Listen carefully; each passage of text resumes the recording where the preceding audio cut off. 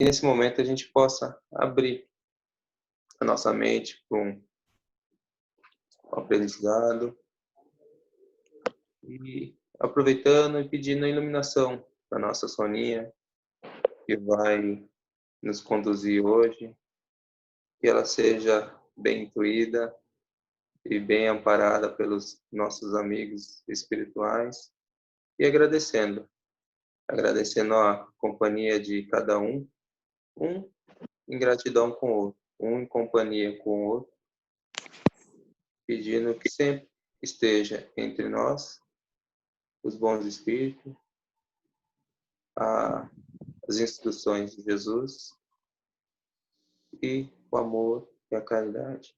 Com gratidão, damos início ao nosso estudo de hoje. Que assim seja. A Rô entrou. A Rô? Oi? A Rô, tá aí? Oi, Sônia. Oi, Rô, boa noite. Boa noite. Tá certo, então devemos estar todos. Então. Hoje, a lição da noite de hoje, ela é bem importante para a gente poder estar entendendo como funciona a matéria, o espírito e o perispírito. É bem importante saber isso, porque a partir disto é o nosso alicerce para que a gente possa entender o que acontece depois dentro do espiritismo. Então, vamos ler aqui o capítulo 6, Stephanie, pode pôr? É origem, natureza e forma dos espíritos. Na introdução, está falando para nós o seguinte: segundo a visão materialista, somos apenas o corpo com que vivemos nesse mundo. Ora, tudo indica, a análise química o comprova, que o nosso corpo é formado exclusivamente de matéria, como os demais corpos da natureza. Mas a análise consciente e uma observação mais profunda mostram que no homem existe mais do que matéria. O homem pensa e tem consciência plena de sua existência.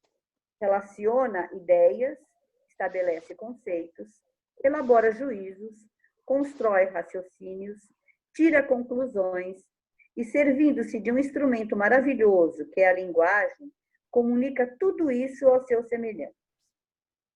Nada que a isso sequer se pareça ocorre no mineral, na rocha ou no monte de matéria inanimada. A matéria por si mesma não pensa, logo existe em nós, além do corpo material, algo mais, que é o agente do nosso pensamento e que se chama alma ou espírito.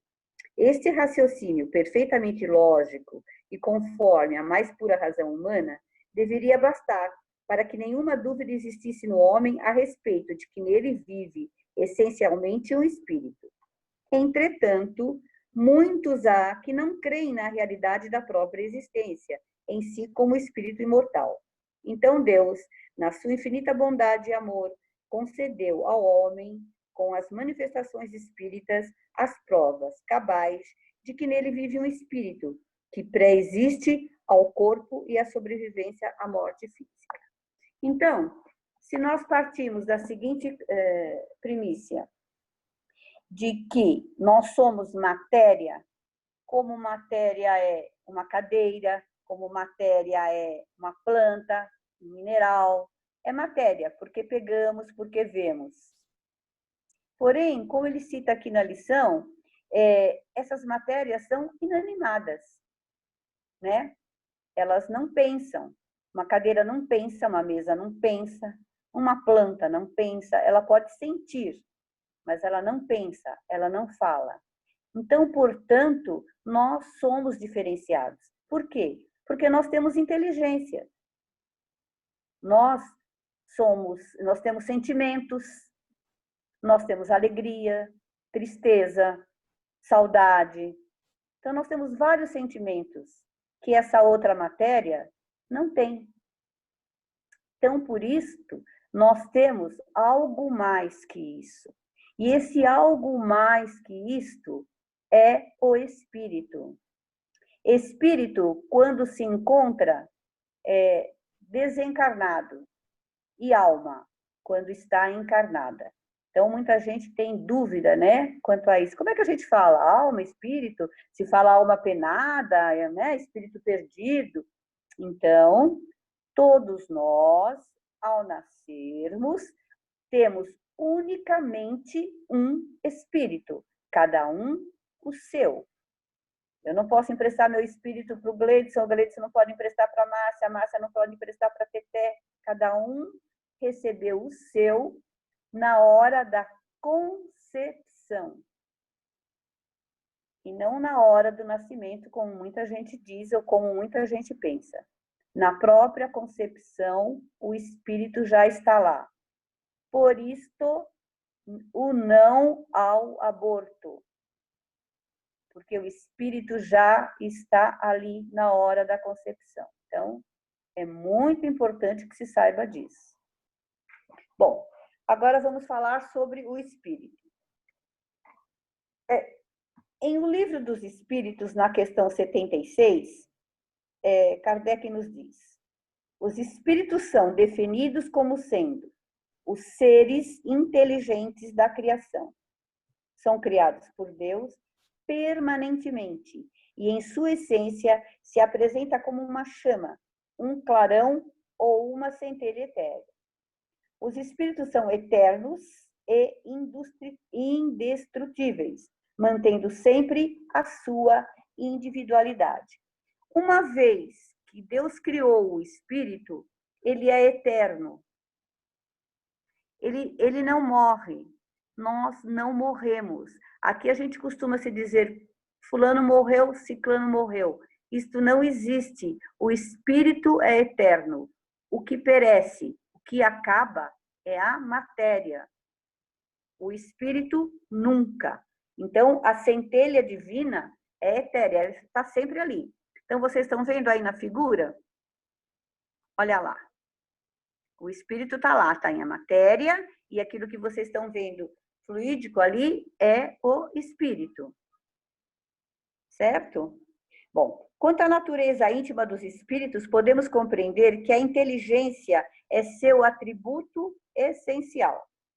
Todos são criados iguais, simples e ignorantes, e dotados de faculdades a serem desenvolvidas através das experiências reencarnatórias.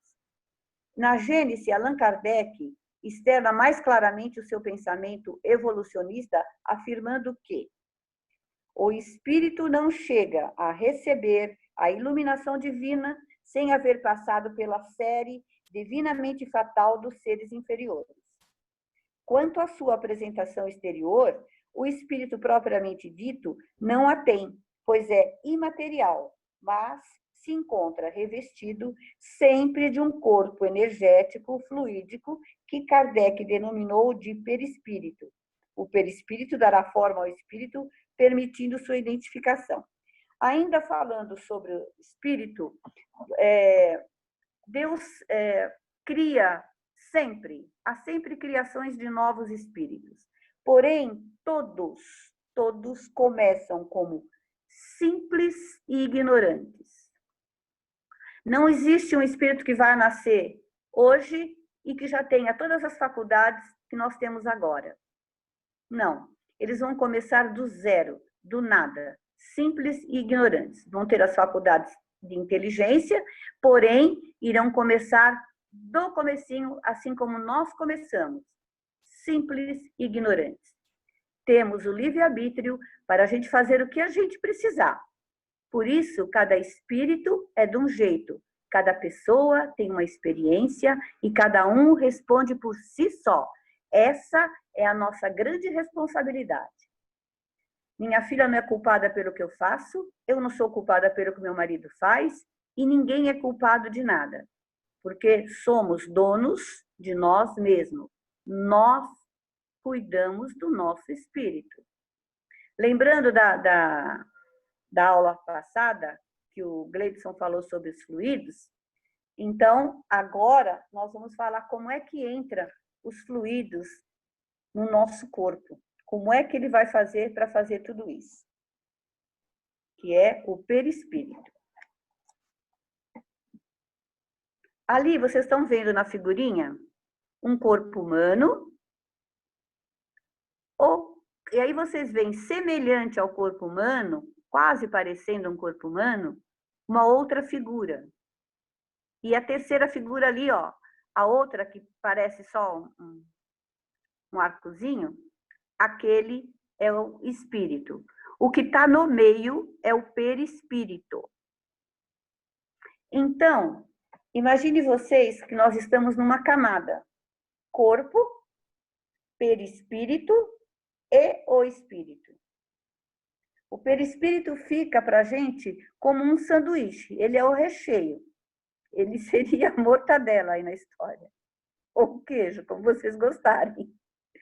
Então, se eu tenho um espírito sem o corpo, eu não tenho a vida. Se eu tenho a matéria sem o espírito, não existe. Nós precisamos dos três para que se possa nos fazer. A matéria, ela perece, ela morre. Porém, o espírito, como eu acabei de falar, ele é eterno. Então, ele vai continuar, tá? Eu vou ler um pouquinho sobre o perispírito e depois eu vou explicar um pouquinho melhor sobre isso. O perispírito. Estudando as religiões e filosofias, vê-se que muitos homens procuraram um elemento energético que pudesse servir de união entre o corpo físico e o espírito, numa harmônica gradação vibratória. Por exemplo, no Egito, acreditava-se na existência de um corpo chamado Ka. Na Índia, denominavam de Linga Sharira. Os filósofos gregos chamavam-no de veículo leve, corpo luminoso e carro sutil da alma. Para além disso, chamava-se corpo fluídico e, para Paulo de Tarso, corpo espiritual. Então, vocês veem que cada povo, cada lugar dá um nome para o perispírito. Porém, todos sabem que ele existe, que não pode deixar de ter. No exame de suas principais características, o perispírito deverá ser analisado sobre os seguintes aspectos. Olha lá o perispírito lá. Função.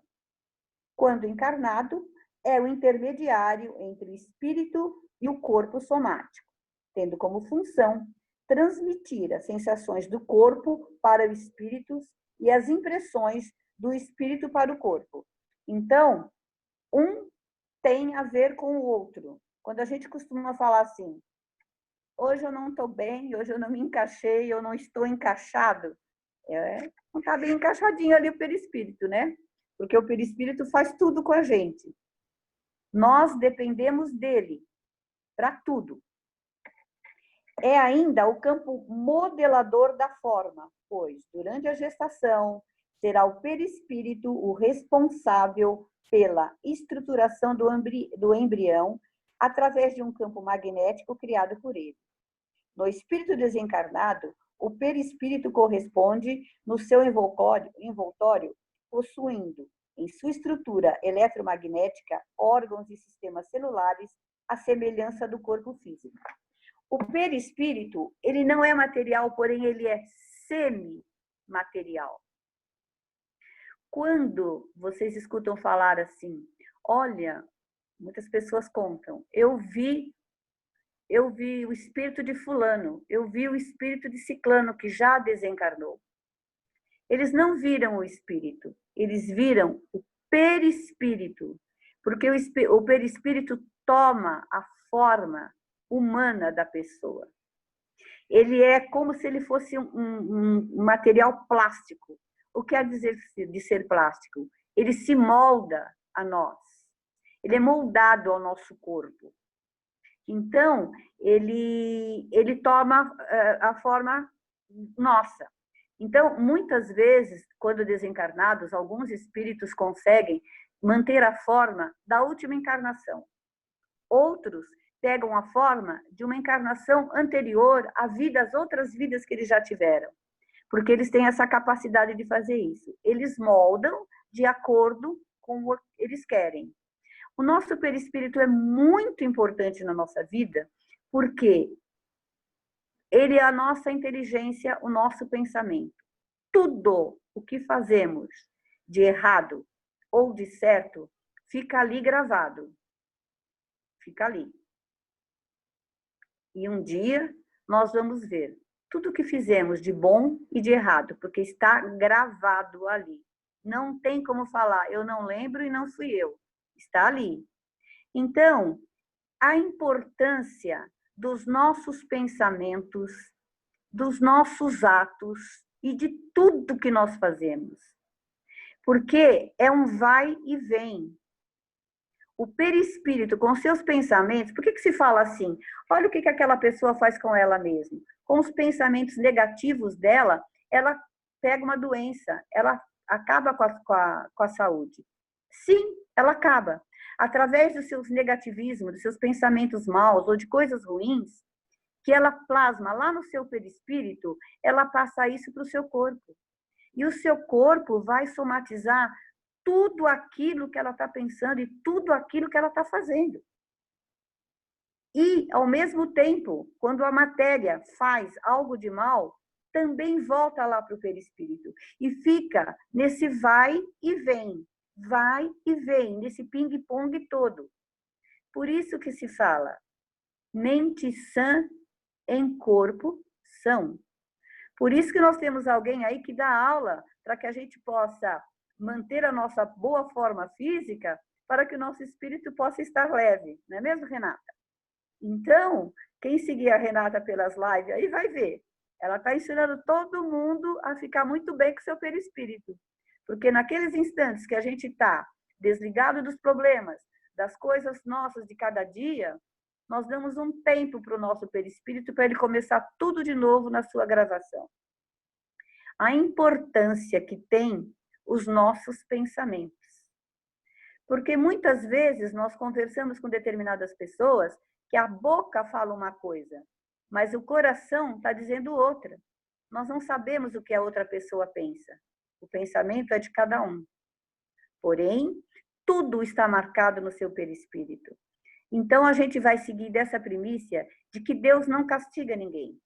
Somos nós mesmos que fazemos conosco o que a gente faz. Então, a importância da prece, dos pensamentos ligados ao plano maior, de só fazermos coisa boa, de só pensarmos, eu vou fazer determinada coisa e isto vai dar certo. Você já está gravando no seu perispírito que aquilo vai dar certo. É confiar, isso é ter fé, é saber, é entender. Nós precisamos conhecer o nosso corpo, o que somos, para que a gente possa, assim, nos melhorarmos a cada dia.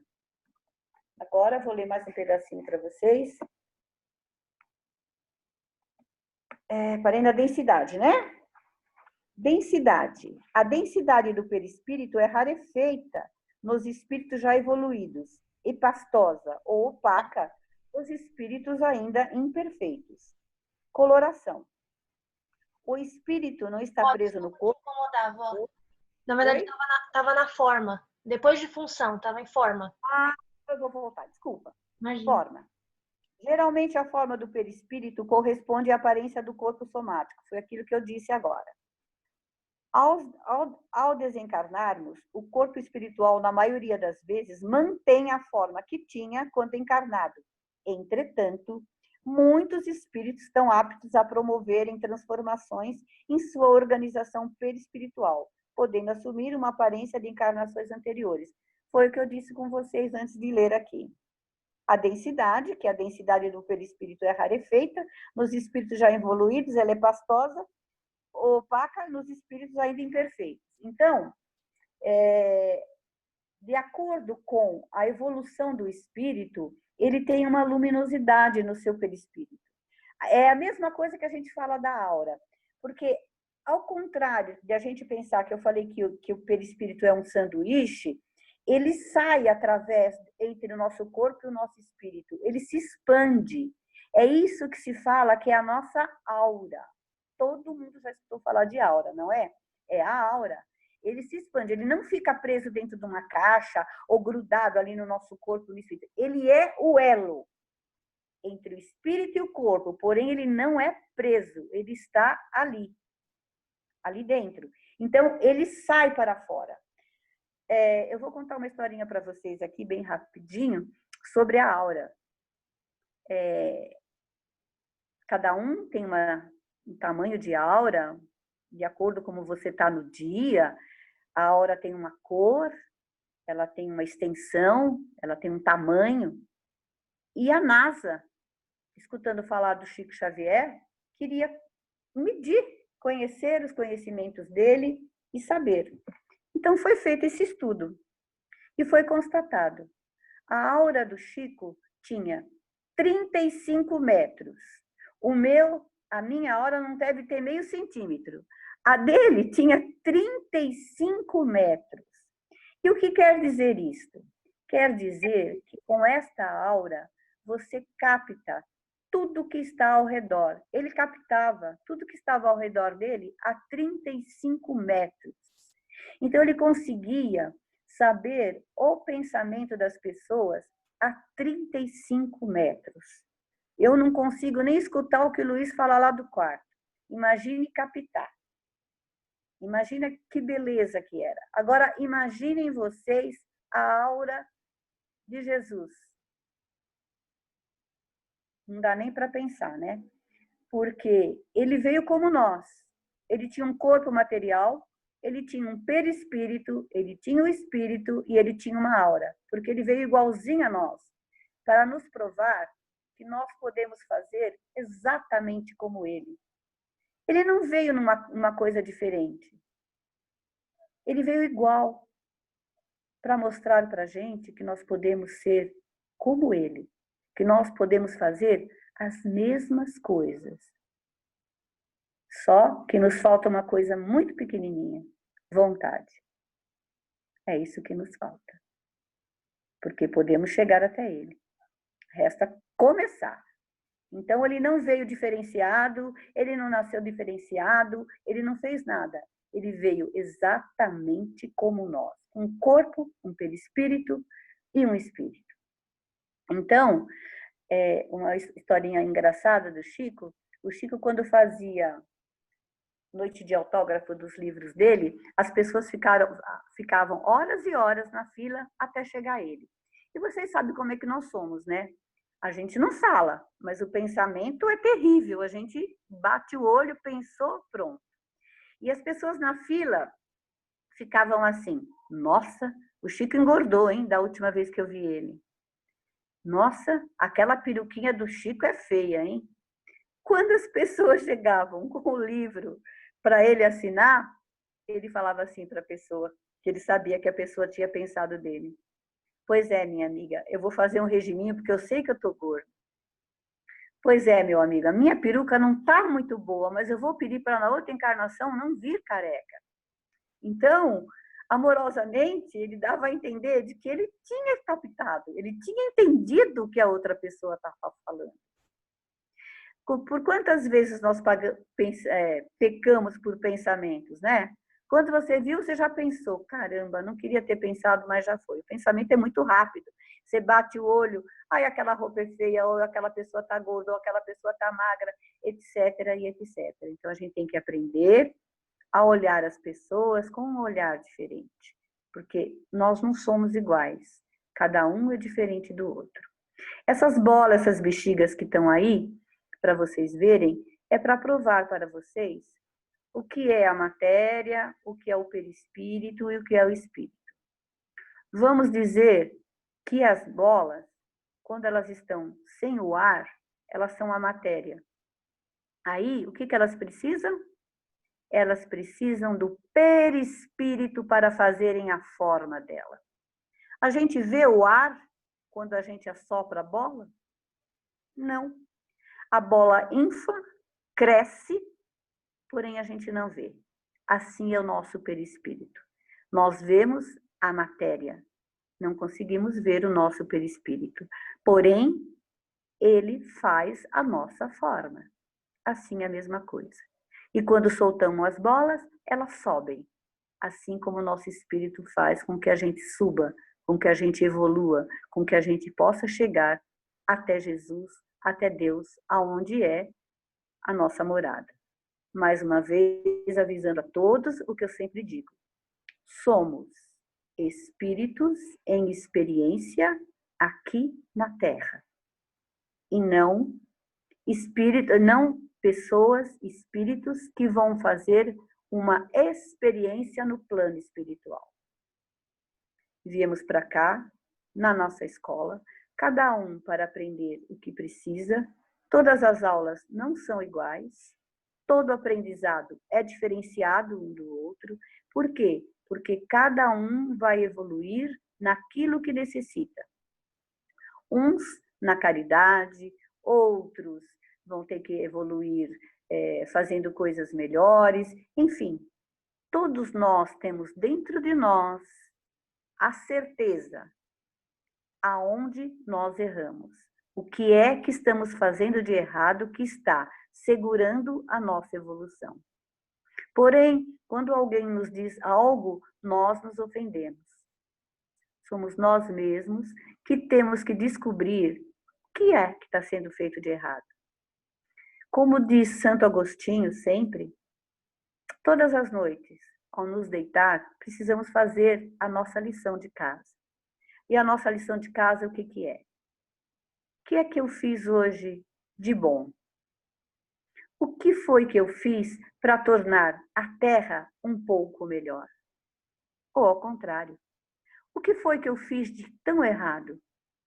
Eu magoei alguém hoje? Eu pensei mal de alguém? Eu julguei alguém mal? O que foi que eu fiz? Como está meu perispírito nesse instante? O que foi que eu marquei nele? Então, só saber disso adianta?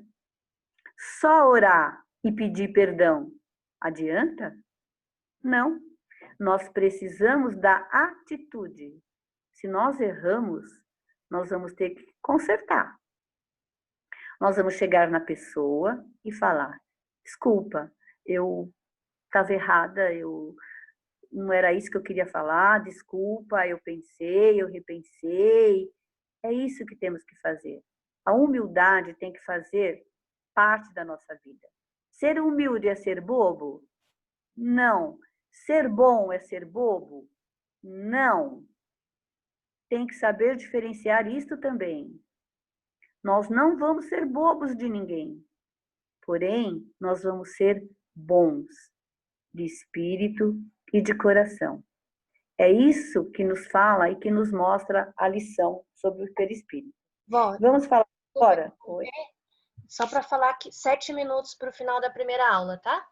Ah, tá. Eu esqueci de falar para vocês que a gente vai sair, a aula vai terminar, vocês vão novamente lá no grupo, vai ter um outro link para a gente voltar, para as pessoas que tiverem alguma pergunta, alguma dúvida, fazer. Eu peço para que todos voltem, para que depois a gente possa encerrar a nossa aula com a nossa prece e com tudo direitinho. Então, nesses 7 minutos, vai dar tempo de eu ler aqui a coloração, né? Que eu não li. A coloração. O perispírito não está preso no corpo como se estivesse dentro de uma caixa. Ele se irradia e se projeta além do corpo físico, formando a aura. Essa estrutura vai assumir colorações diferentes em função do estágio evolutivo do indivíduo. Brilhante e luminosa, né, como eu disse, lá nos espíritos superiores, e sem brilho nem luminosidade na beleza das entidades pouco materializadas. Centro de força, o perispírito, é constituído de vários centros energéticos que concentram e coordenam a assimilação e distribuição de energias. São denominados de chakras ou centros de força. Segundo André Luiz, no Missionários da Luz, a evolução em dois mundos, os principais chakras são coronários, que é no alto da cabeça, cerebral na fronte, laríngeo no pescoço, cardíaco no peito, gástrico no abdômen, esplênico na região do baço e genésico sobre o aparelho genital. Eu vou falar mais um pouquinho sobre os chakras depois que terminar, então, essa aula. Ok? Pode parar ou não tem que esperar os 7 minutos, tem? Não, eu vou encerrá-la agora, aí eu já Tá. vou começar outra, tá bom? Tá bom, gente, voltamos já já. Vamos para o nosso comercial.